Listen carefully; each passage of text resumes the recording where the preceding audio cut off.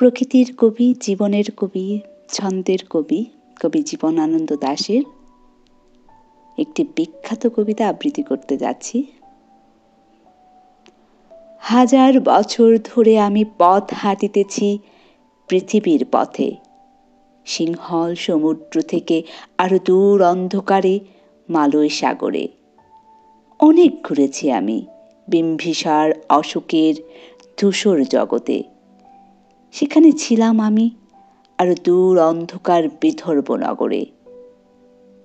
আমি ক্লান্ত প্রাণ এক, চারদিকে জীবনের সমুদ্র সফেন। আমারে দুদণ্ড শান্তি দিয়েছিল নাটোরের বনলতা সেন।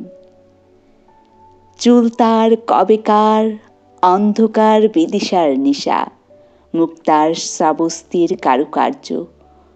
অতি দূর সমুদ্রের পর হাল ভেঙে যে নাবিক হারাইয়েছে দিশা।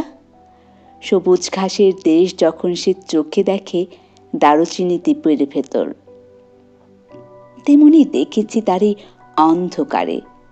বলেছে সে, এতদিন কোথায় ছিলেন? পাখি তীরের মতো চোখ তুলে নাটোরের বনলতা সেন। সমস্ত দিনের শেষে শিশির শব্দের মতন সন্ধ্যা আসে, ডানার রৌদ্রের গন্ধ মুছে ফেলে চিল। পৃথিবীর সব রং মুছে গেলে পাণ্ডুলিপি করে আয়োজন।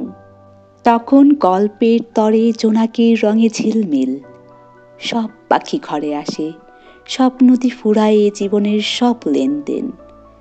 থাকে শুধু অন্ধকার মুখোমুখি বসিবার বনলতা সেন।